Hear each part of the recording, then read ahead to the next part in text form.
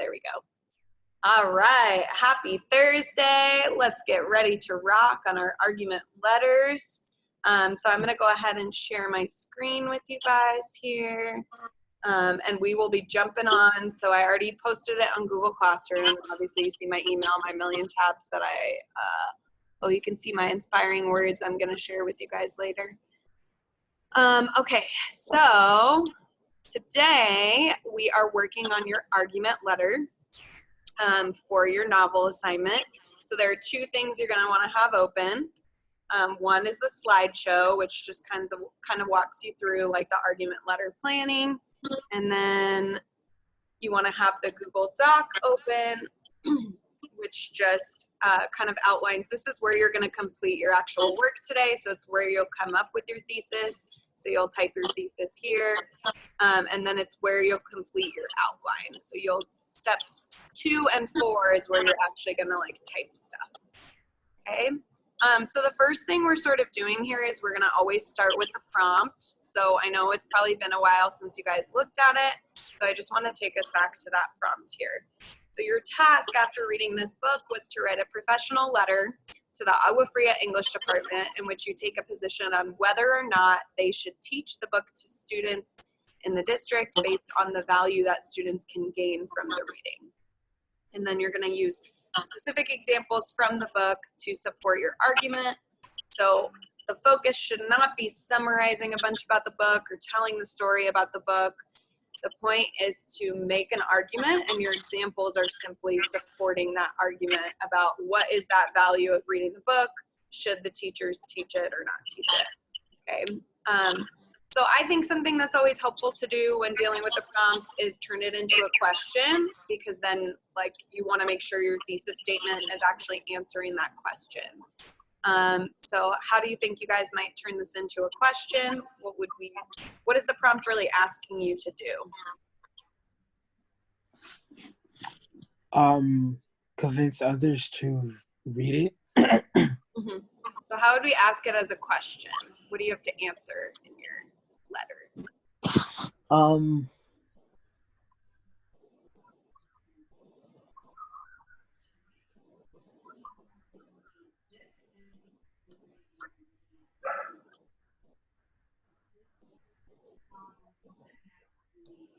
So should the English department do what? Teach the books to students. Teach the books to students. Perfect. Should they teach the book? Why or why not? Considering, again, I just wanted to put the focus on the value. So not just like, are kids gonna like the book or not like the book? Liking it is important, but you really wanna focus your argument on that value. So should Agua Fria teachers teach the book to students? Is it important for them to read? Like, is it valuable? Is it meaningful for them to read? So the first thing we need to do is start by brainstorming a thesis that answers that question. And the only thing I want to address, again, is remember your audience. Audience is so important. When we talk about rhetoric all the time, like who are you speaking to really influences what you're going to say. So that's why I said you're talking to English department. So you want your argument to be convincing to them, which is why you wouldn't just say like, okay, you shouldn't teach this book to kids because kids aren't going to like it. Because English teachers are going to be like, well, I know sometimes they might not like it, but it's really important for them to read still. So we want to start to kind of think of examples that would really persuade that particular audience. So if you look at the Google Doc, we're jumping back here, I kind of gave you some ideas to just start brainstorming. So you can definitely still be on the yes, teach it, or no, don't teach it side, or you might potentially be somewhere in the middle. So yes, this is a really important book because it's about such an important time in history.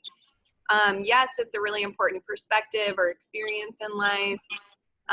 Yes, I think a really common one that you guys might address in your thesis statements is the value of a book really comes from the theme or the message or the lesson you can take away from it.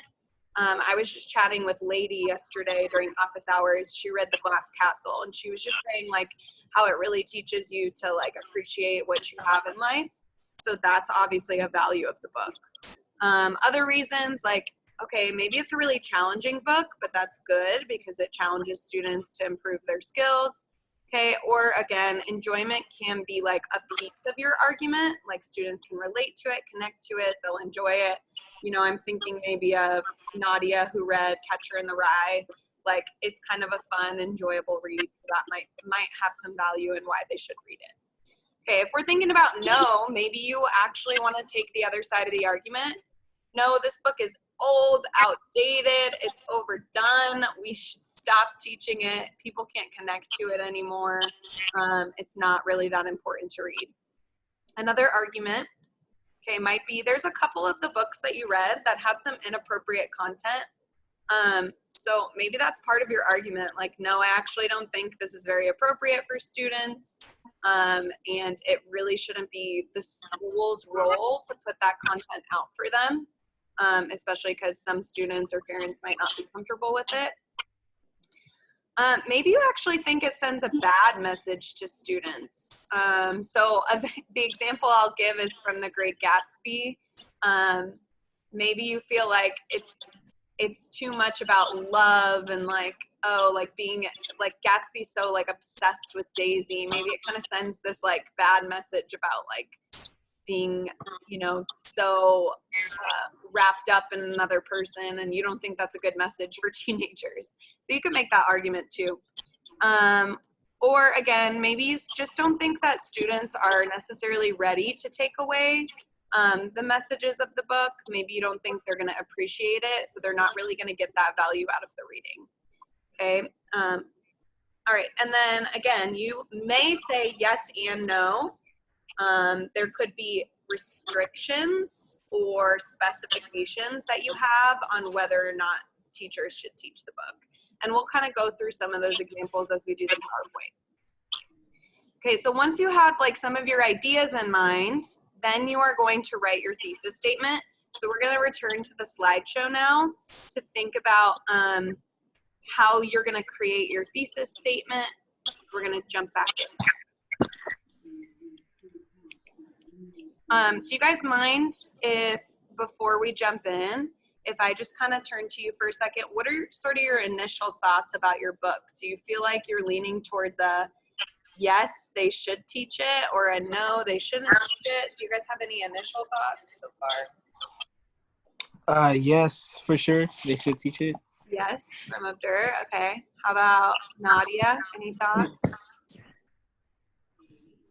For my book, I was leaning towards yes, but then I also saw sides to no, so I'm kind of trying to like figure out which one I think or believe in more, and then I'm gonna do like a counter kind of claim. Awesome. Sounds good. How about you, Alex? Yes. Yes. Okay. Yeah, I'm very sure about that one. Yeah. Okay, cool.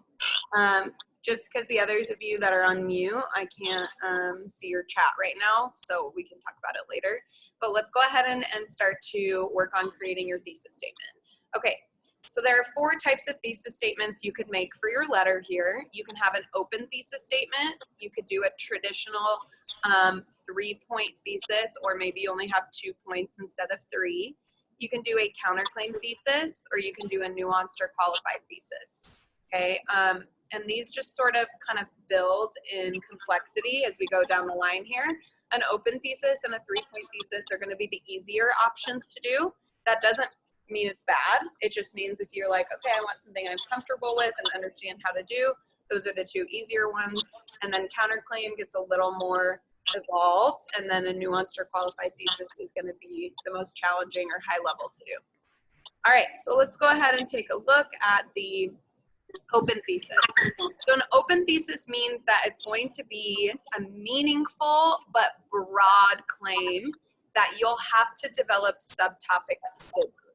Okay, so this maybe isn't even as easy as the 2 or 3-point one, because it kind of requires you to then dig a little bit deeper and think about what are the pieces I need to cover in order to prove this argument. So I wanted to give you an example of what an open thesis is going to look like. So nobody chose the book Cry the Beloved Country, so I wanted to use that so you can steal my open thesis. So I might argue to English teachers that students should read the novel Cry the Beloved Country because it exposes them to an important aspect of cultural history that is not as emphasized in American history. Okay, so that might not make a whole lot of sense to you, but I'll just kind of briefly summarize. Cry the Beloved Country is about African culture and history, particularly South Africa.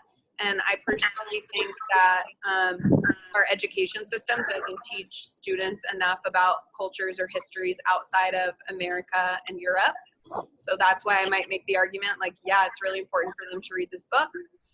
So the reason this is an open thesis is because I really only have one thesis or one reason, right? My whole reason is it's exposing them to this important aspect of culture and history.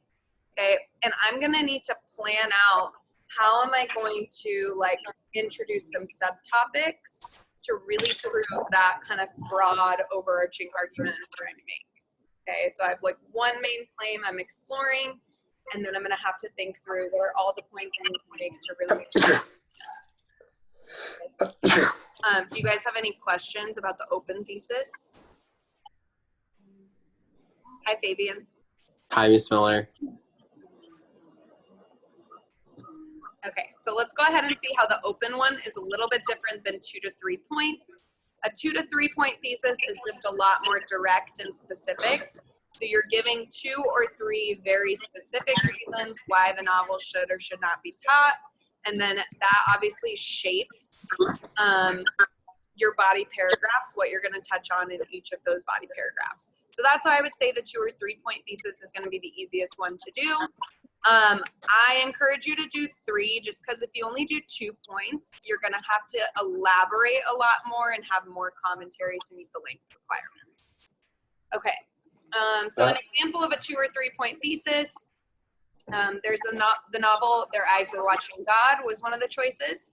So students should read the novel Their Eyes Were Watching God because number 1, it will challenge them with the dialect.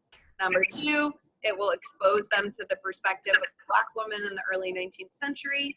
Okay, oh, I should have put 20th century. Oops, my bad. And number 3, but it also has relatable, universal themes of self-discovery and love. Okay, so now I have a really clear direction for my letter. I'm going to talk about the dialect and how challenging it is in paragraph 1. I'm going to talk about the perspective of the main character being a Black woman in the 20th century, and then I'm going to talk about the relatable themes of love and self-discovery. Okay, so that I feel like is your most straightforward option that you guys are really familiar with because you have sort of a formula that you're filling in there. So just to kind of compare it back with the previous one, so here you have 3 very specific points, whereas in the open thesis, you have one really strong, compelling argument. It's a little bit more broad. It takes a little bit more time to develop. All right, counterclaim. This is where you're starting to dig a little bit deeper because you're not only thinking of your own argument, you're thinking of other people's arguments as well. So you're acknowledging that opposing viewpoint on the value of the novel, and then you're going to refute that with your own argument. So I'm going to give the example. I think I had about 4 students read In the Time of the Butterflies. I always know, I used to teach this book a lot, and I could always tell the kids who read the book and who didn't read the book because there's a lot of like sexual content and things like that. So I would get a reaction from the kids who really read it, and then you could just tell if they didn't actually read it, they didn't notice that kind of stuff. So anyway, my counterclaim thesis then would be, while some teachers might be hesitant to teach the novel In the Time of the Butterflies because of its inappropriate or intense content, they should absolutely teach the book because the content is necessary for helping American students truly understand what it is like to live under a dictatorship. Okay, so what this counterclaim thesis does is, well, now I have I have an open thesis because I have one main reason why the book needs to be taught, but now I'm also exploring a counter argument, an opposing argument that I'm gonna wanna refute. Okay, there's a lot of reasons why teachers might not want to teach this book. Like they don't want to deal with the inappropriate content. They don't want students to feel uncomfortable, all that sort of thing. But I'm going to have to refute that and prove like, okay, it's really valuable despite that inappropriate content. And here are some ways that you could deal with that. Any questions about the counterclaim thesis? I know Nadia's maybe potentially thinking about that one a little bit. I have a question, Ms. Miller. Yeah. Sorry. So for one, you're giving us the options to choose between these, right? Yep. So you can, Okay. I mean, you're going to do one of these 4 types of theses. So whichever one feels the most comfortable and fitting with your particular opinion about your book. It's all going to depend on what you actually think about the book after reading it. Okay. So for the counterclaim thesis, is that more like we focus, like we give a good amount of time to like why some may say it's not like a normal counterclaim, or are we just presenting that in our thesis and still writing about like why it should be? No, I'm going to talk, having a thesis that's a counterclaim thesis like this means that within my letter, I'm going to refute this idea. I'm going to talk about how the book is inappropriate or intense at times, because there's some inappropriate stuff. There's some scary stuff in that book too, where, you know, like it might be uncomfortable to read some of those scenes. But I'm going to talk about why that's actually like really important. Yes, it's uncomfortable. Yes, it might be like a little inappropriate, but I'm going to refute that and prove like living under a dictatorship is inappropriate. It is scary. And people need to see that. So I'm going to refute that argument and then enhance my own argument by proving. Okay. And so that'll all become a little bit more clear too when we go to the outlines for those thesis statements. So part of my letter for this would be refuting the counter argument, and then part of it would be defending my own argument. For sure. Thank you. Yes, of course. You know I love questions, so glad you can make it today. Okay, so the last option, the most challenging, is the nuanced or qualified thesis. So what this means is that you're saying yes, but to teaching the book. Okay, so you have limitations, conditions, or subtleties within your argument about whether or not the book should be taught. So for example, maybe you think it should be taught, but only to a certain grade level. So only freshmen should read this, or only seniors should read it, whatever that is. Okay, maybe you're saying it should be taught, but only if it's taught in a certain way. So like, as long as teachers do this or don't do this, like this book should be taught. Maybe you're saying it should be an option for students to read, but it shouldn't be required. So kind of like what I did with you guys, where you had this choice, you could pick any of these books. So maybe you're like, students shouldn't be forced to read this book, but they should have the option to read this book. Okay. So Abdur, I got an example with your book in it because you know how much I love this book. So Yes. I said that 1,000 Splendid Suns is such a valuable book for students to read because of its significant cultural perspective. However, because of the length, I've already told you guys it's a really long book, and the mature content, only teachers of juniors and seniors should teach this novel. So then obviously in my letter, I'm going to talk about like how important it is for juniors and seniors to read this book, but then I'm going to also address at some point why it's not going to work so well for freshmen and sophomores. Okay. Same thing if I want to explore one of those other ideas, maybe I'm making an argument that like a teacher shouldn't really teach this book unless they're really prepared to, you know, like go into the historical content or have a lot of guidance and support with it or something like that. Maybe I'm going to put some of those other conditions on it, if that makes sense. So again, this is a nuanced thesis. If we look at the debrief here, I have to discuss both sides of my argument to show that nuance. Yes, it should be taught in this way. No, it shouldn't be taught in this way. Any questions about that one since it's kind of the trickiest of the 4?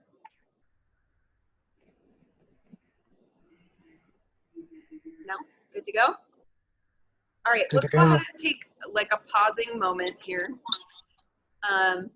for you guys to think about which one of these do you like feel the most comfortable and excited to do with your opinion on your book. So go ahead and pause, just take a minute to think.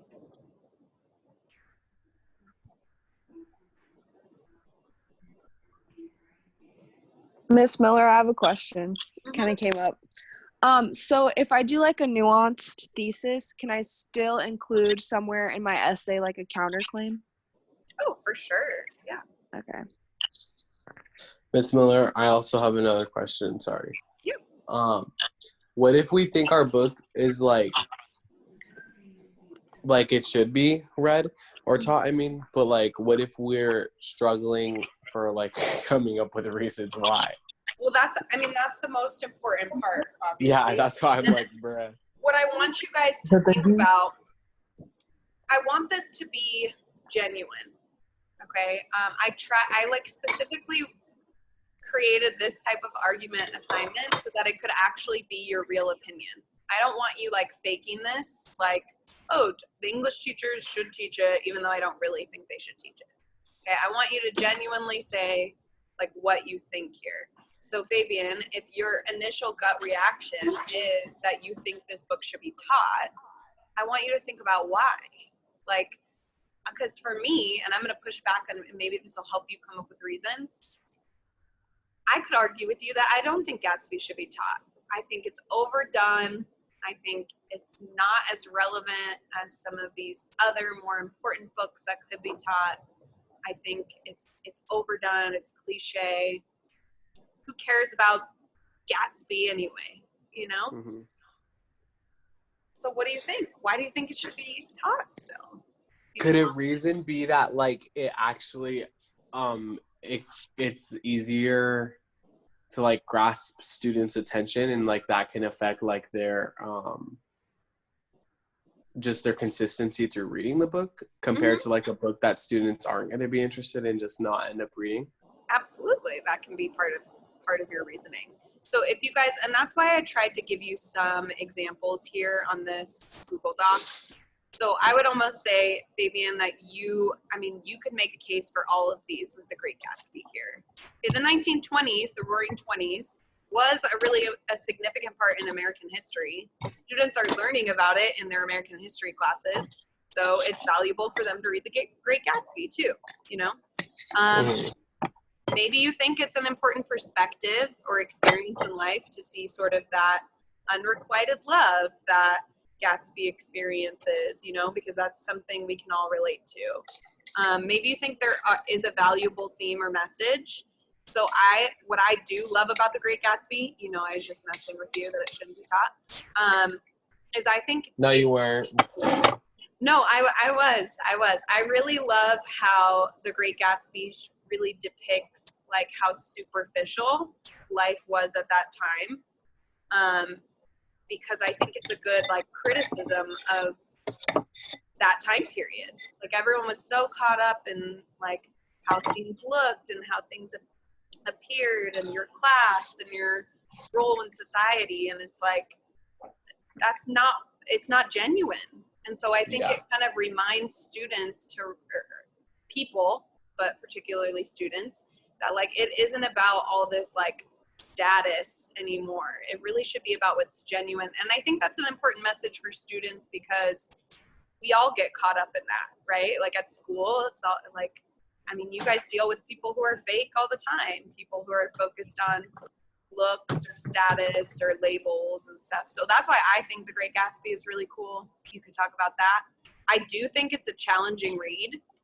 I don't think it's easy to read that book. I think there's a lot of very vivid descriptions and figurative language and things like that could go over students' heads. So I do think it challenges them. So that's a good reason. So you have lots of compelling reasons that you. I mean, there's definitely things that like I've been thinking about, like reasons that I would say that it should be read.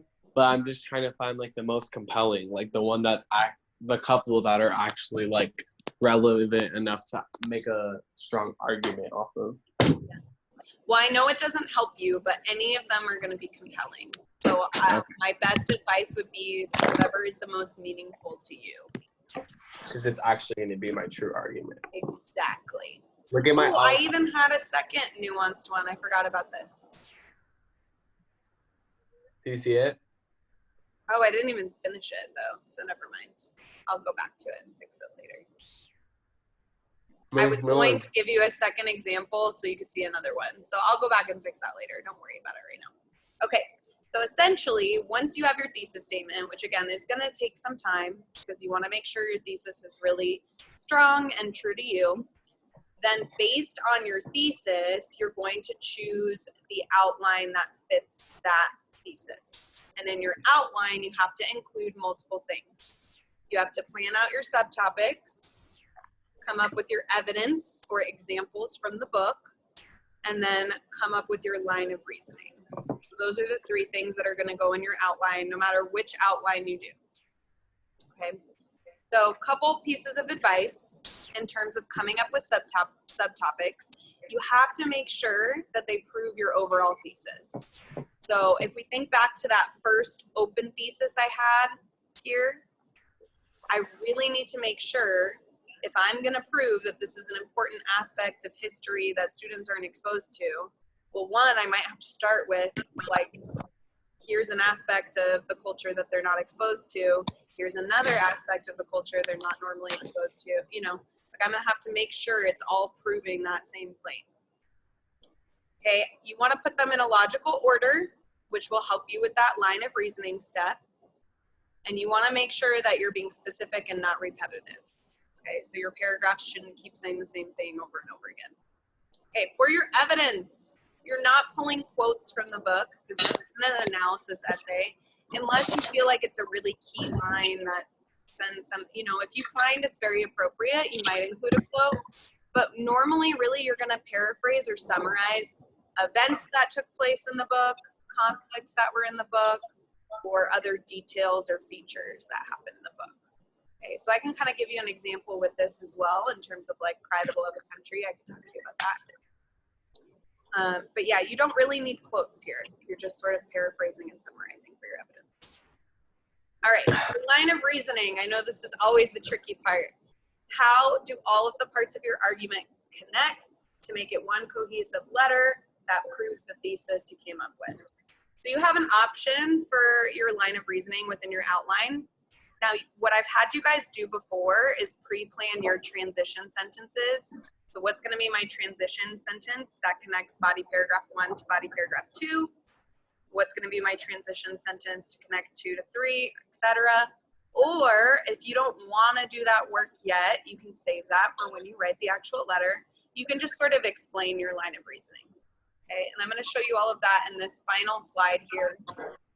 We're going to go back to my very first example, okay, about Cry the Beloved Country. This book, I hope I'm selling you guys on this book. Maybe I'll read Cry the Beloved. Wait, Mrs. Miller?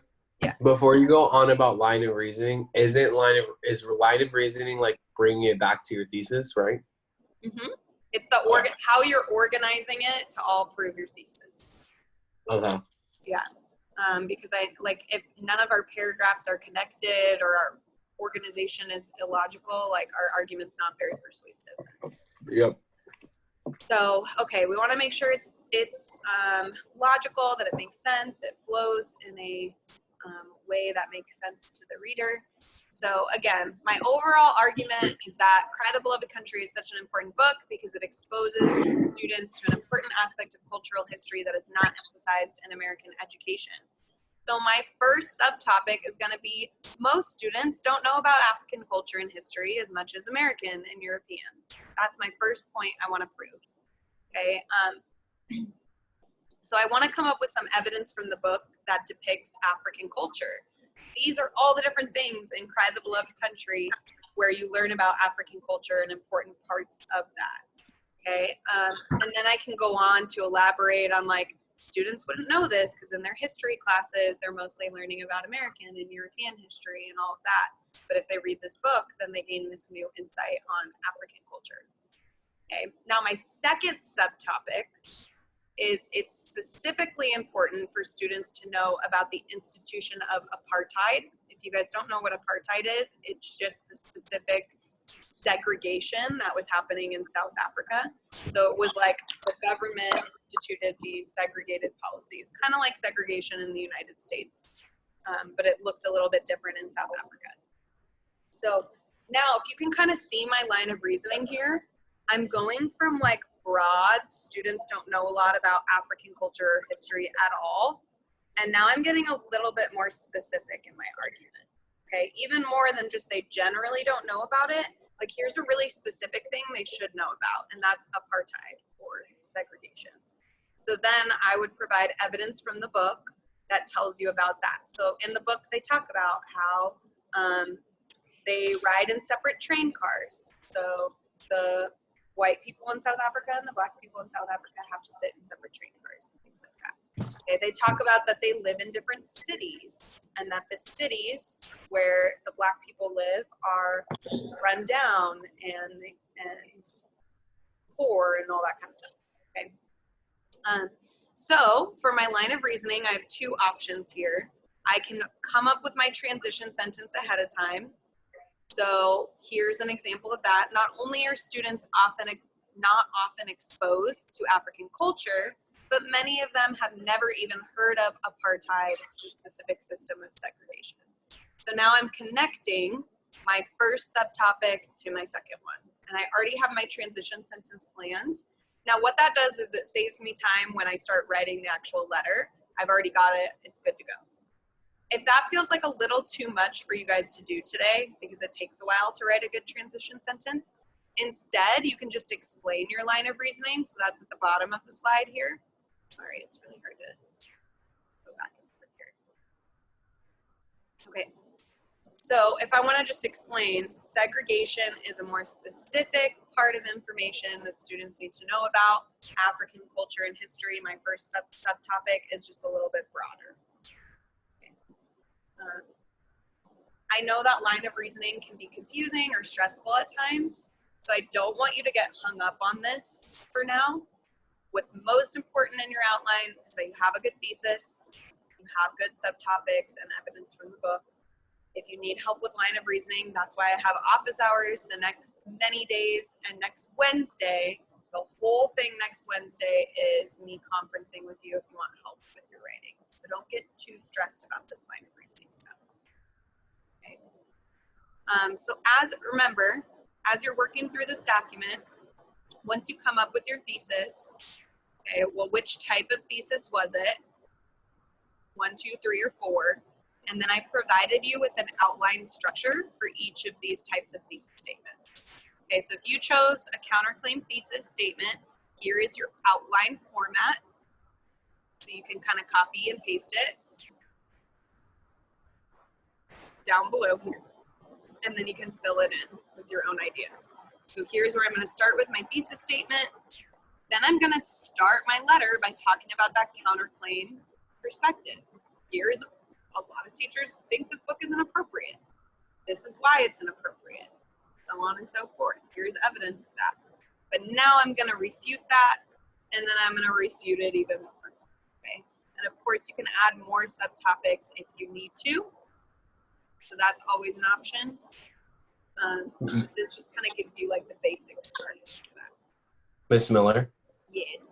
how would it be possible for like our counterclaim to kind of be something that's like that book can't really provide, like in itself? Like I liked the idea of like being like, although many teachers think that The Great Gatsby is overused or like blah blah blah, but like the book isn't gonna bring that up. So like how would I like incorporate evidence into that? So your evidence there, I guess, and again, this isn't perfect. This isn't like, writing doesn't really work in a formula. You want to make, Yeah. you know. So I would say if you're going to explore that argument, that some people, and I wouldn't even just say teachers, I would say some people think The Great Gatsby is a little cliche and overdone, that your evidence might be just the fact that it's been taught for so many years. Maybe all the movies that have been put out, like almost every high school student reads it their junior year of high school. You know what I mean? Like your evidence there might not be from the book. Okay, so that's but fine. Then when you go into refuting it, then you're going to have more evidence from the book. Yeah. Yeah. Okay. All right, I know this is a long class because this is like the big meat of the assignment is really having a good plan in place. So I don't want this to be overwhelming for you guys. biggest thing is really just coming up with a thesis. If you want me to check it, if you want me to help you once you kind of get moving along, you know, I have my office hours from 1 to 2 today. And then I can always keep helping you tomorrow when we start working on writing the letters. You have today through next Wednesday to be working on this. Okay, so I'm hoping that you finish your outline today, just so that you're moving along. But of course, if it takes you longer, it takes you longer. I'm just here to help you and support you during this time. Okay, I'm gonna go ahead and stop sharing my screen with you for a second, so I can look at your faces. But yeah, I don't know. I'm really excited about this. I know you guys probably aren't as excited, but I'm just really curious to see what you guys think about these books and whether or not you think they should be taught and why. I really want to know what you think. So cute. Miss Miller, I have a pimple on my back. It hurts. Those are the worst. They're very painful. But what's nice about them is nobody sees it except you. Yeah. At least it's not on your face. I know. All right, let's see. Mariah, Abdur, any questions? Need anything? I have none. I have none. Okay, so before we end, I want to check back in with everybody about what type of thesis you think you're going to try to write, and maybe some potential ideas. This is working. This doesn't mean you're committing to it, okay? Some ideas about, like, your reasons, okay? Take a minute to think if you need to. Put you on the spot. I'm sorry, Miss Miller. I have one more question. Yeah. Last question. So I'm not sure, like, if you clarified this, maybe I didn't understand it as well as you put it out, but, like, for our counterclaim one, would that still be, like, so, like, counterclaim, but, like, still, like, a 2 or 3 point, because basically I'm still having Not necessarily. It could. So that you do bring up a good point, Fabian. So I really appreciate your question. Let me share my screen with you again for a second. You can technically combine any of these 4 types of thesis statements. Okay. So if you do, let's say you do a counterclaim thesis. You can do a counterclaim thesis that's an open thesis. You can do a counterclaim thesis that's a 2 or 3 point thesis. Or you can do a counterclaim thesis that's nuanced, and now you got a lot going on in there. Yeah. So yes, you can have a combination. I would just focus on, okay, if you're choosing counterclaim, you should only be choosing counterclaim because you actually want to explore that opposing viewpoint. Yeah. Pick a counterclaim thesis if you don't want to talk about the opposing viewpoint. Because I want to be like, although many people, like, I'll say this later. I don't think it's necessary for me to say it all. But yeah, I think, so then if you have a counterclaim thesis, you're probably most likely, like my example here is an open thesis because I have one major reason, okay, it helps students understand what it's like to live under a dictatorship. So this is like a counterclaim open. Now you might have a counterclaim that's 2 or 3 points. It just depends on what you want to talk about. Okay. Okay, great question. What would I do with that? All right, I'm gonna stop sharing again. Okay, and again, we're gonna go quickly around here a little bit, but this is a working thesis. Okay, so just which type are you leaning towards, and what are your what are you thinking in terms of your reason so far? Alex, do you mind starting? So I would say counterclaim. I would say many believe that the book Educated can be for mainly more mature audiences, as there's some like touchy subjects like abuse and stuff like that. So however, it is important that students like understand that other people have more difficult times getting an education and like seeing that perspective. Yeah. Oh my gosh, I love that book so much. Okay. Yeah. Yeah, I think just seeing like how education changes a person. Cool. Awesome. Sounds great, Alex. All All right, Fabian, so you were already kind of cooking with yours, so do you want to share next? Yeah, so I'm thinking of doing a like a 2 or 3 point thesis, or just a counterclaim 2 point thesis, because I kind of do want to address that. Like, I feel like even though Gatsby is popular, I do think it kind of gets a bad rap just because it's so popular. But it was definitely like a good read, and I think it like it shows like the opposite, or like the juxtaposing view of like the American dream, you know. And that it's like not always what it's meant out to be, and that it's also just like a good read basically for students to like advance their knowledge. Mm-hmm. Oh my God, so many good reasons to read The Great Gatsby. It's The Great Gatsby. It's great. It's great. Love it. Awesome. All right, Abdur, what are you thinking? I know I gave you some examples in there. Yeah, no. I mean, I would definitely say I would agree with what you said, but I can't say that. So I'm gonna pick a 2 to 3 point thesis. Mhm. And I'm gonna say yes, this book should be taught to students because it builds appreciation for women in our society and where we live at. But not only that, it also builds men. It also builds men who would be future husbands in our society as well. That sounds awesome. Did you agree with what I was saying about, I mean, I don't know if this is true, but do you think that it would be harder for freshmen and sophomores to read that book, or what do you think about that?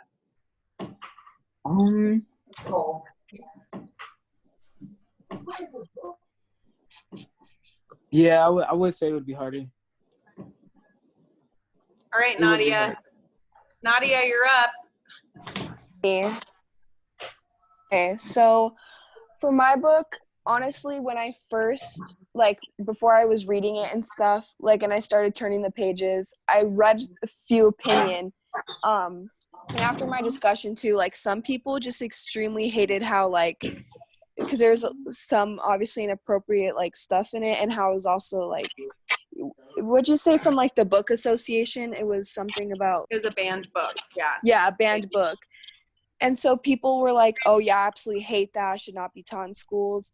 But at the same time, like, I don't know. I don't really see that. Like, I think there's so much more to that. And, like, being in the society we are in now, I feel like with, how can I say, so more things are being accepted. Like, we were talking in my discussion, like the book that we had, the book discussion, a lot of people were saying, like, today a lot of stuff is less censored. Like, back then in society, a lot of stuff was deemed more very more strict and formal than it is now.